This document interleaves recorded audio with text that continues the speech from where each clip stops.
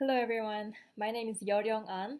I'm a doctoral conducting student at the University of Michigan and the conductor of the Life Science Orchestra. Today, I'd like to talk about the Mahler's First Symphony before we invited you to our concert. When Mahler composed this First Symphony, he was 29 years old, and he was just beginning his second season as the director of the Budapest Opera. And the Budapest Philharmonic at the time invited him to premiere a new orchestral work of his own. That's how Mahler started to work on this piece. It took him 18 months to complete the initial version, which was a huge symphonic poem in two parts, which is again divided by the 5 small movements. Typically, when we say a symphonic poem, it means more of a single, continuous piece in general, inspired by a poetic idea or some specific images or the composer's moods. So it's slightly different than a form of a symphony. And it was Mahler's typical approach to the symphonic world that he didn't originally call it as a symphony, but as a symphonic poem. So Mahler premiered this piece, and after that, he decided to give more programmatic explanations to each movement as follows. So the big part 1 was titled as From the Days of Youth, Music of Flower, Fruit, and Thorn Pieces. And the first movement was Spring Without End, second movement, A Collection of Flowers, third movement, Under Full Sail. The big part 2 was named as Human Comedy. And the first movement was Stranded, the Hunter's Funeral Procession, and the final movement was From the Inferno. But later, Mahler showed some doubt that these program descriptions might have distracted the audience from the music itself. He said, my friend persuaded me to provide a kind of program in order to make it easier to understand.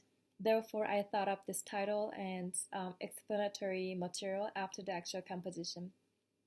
But the reason I left them out this time is not only that I find them completely inadequate, not even quite accurate, but that I have learned through past experience how the public has been misled by them.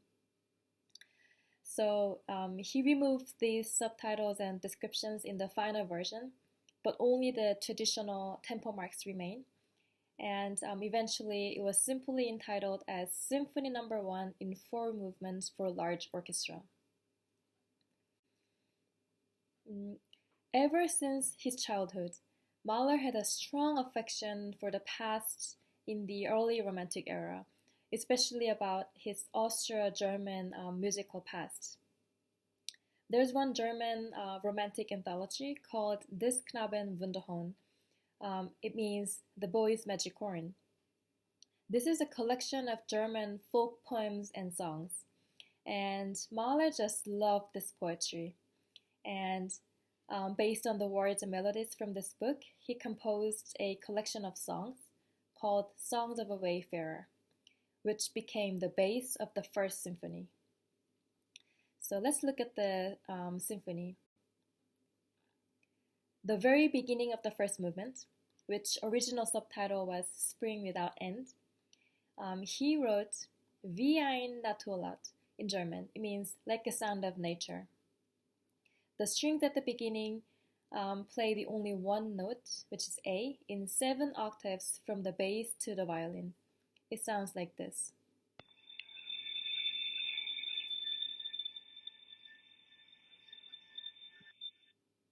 It's like ambient noise in nature, and it's followed by the wind instruments playing the 2 notes this time.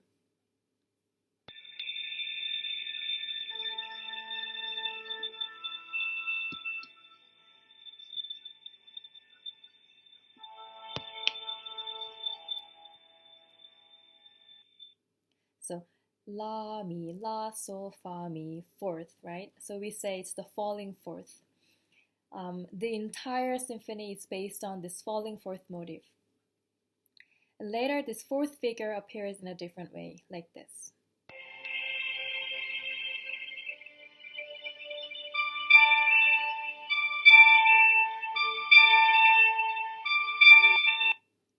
What would you imagine of this sound? This is a cuckoo call, cuckoo sound. Mahler originally wrote that the introduction depicts the awakening of nature from its long winter sleep. So here's the awakening call.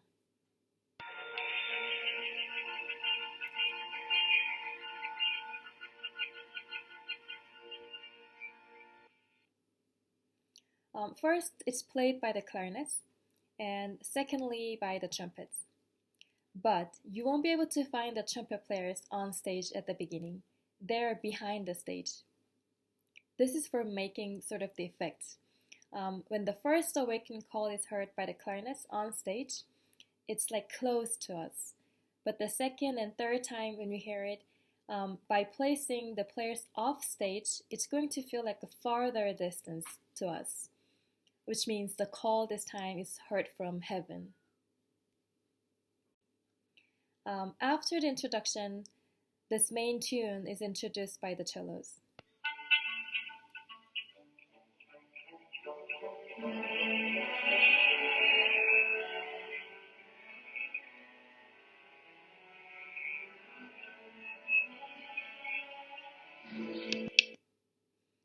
We can also find that the falling fourth motive is from the first two notes of this tune. And this melody comes from Mahler's Songs of Wayfare, which I just mentioned, his collection of songs. If we look at the text to this tune, it begins like this. I went over the field this morning, dew still hung on the grasses. The merry finch spoke to me, hey you, right? Good morning, hey you. Isn't it a beautiful world? Chirp, chirp, nice and sharp. How the world pleases me. It sounds like a beautiful nature, but later, let's look at the last verse. It says, good day, isn't it a beautiful world? Hey you, isn't it a beautiful world? Now, will my happiness also begin? No, no. The happiness I mean can never blossom for me. It's such a paradox. He means that it's not just a beautiful ending, right? So while you're listening to the music, you'll imagine this sort of Mahler's eerie moods, emotional exchange, and a mixture of sentiments. The next movement, a serenade-like movement, was originally included in the initial version. It was called Blumen in German, means flowers.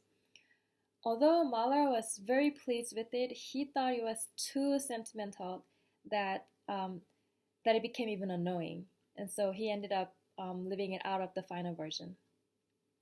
So originally the third movement became the second in the final version, which was called Under Full Sail. From seeing how it's called, this movement is strongly rhythmic and very rustic folk sort of dance music. This movement is mixed with the two dance rhythms.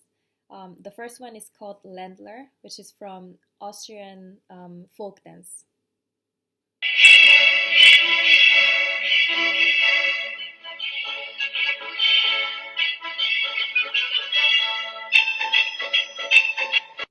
So when we beat 1, 2, 3, 1, 2, 3, but this Ländler is like 1, 2, 3, and 1, 2, 3, and 1, 2, 3, and so the accent is placed more on the last beat rather than on the first beat.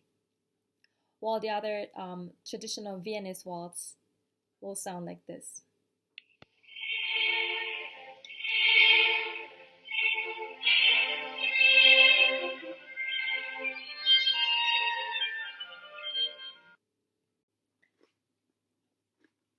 So while the first two movements were about the bright and cheerful face of nature, the third movement is about the spooky funeral march procession. However, the main tune is actually from a French traditional song for children. It's called Frère Jacques. Frère Jacques, dormez-vous, dormez-vous, sonnez les matines, sonnez les matines, ding-ding-dong, ding-ding-dong.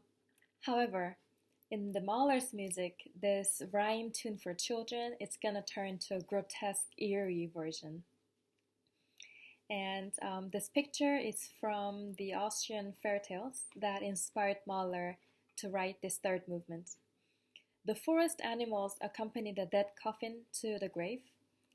It's like the animals are mocking the hunter or the sleep of death.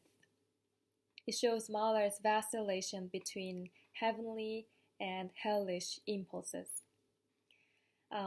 Later, Mahler said, "It's true that I received the immediate inspiration from the well-known children's picture, The Hunter's Funeral Procession.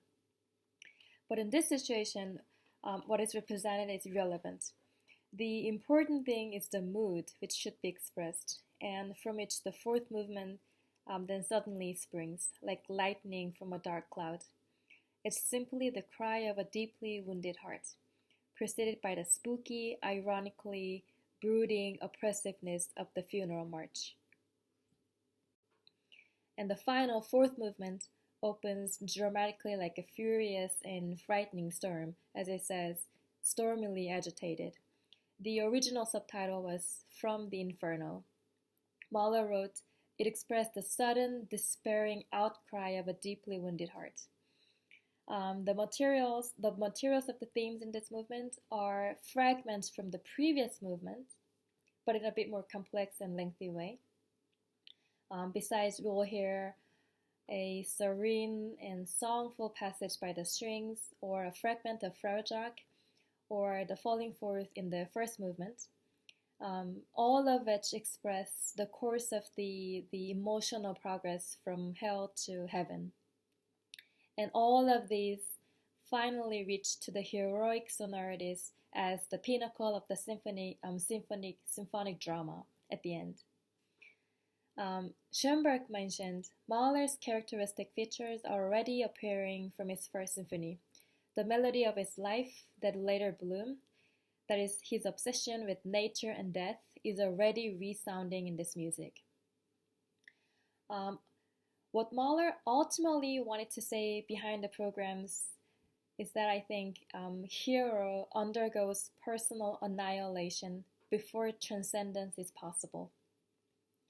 Tonight, I hope we can sense some of his such a soul and spirit and what he wanted to mean through the music. Thank you for watching this. I hope to see you in the concert.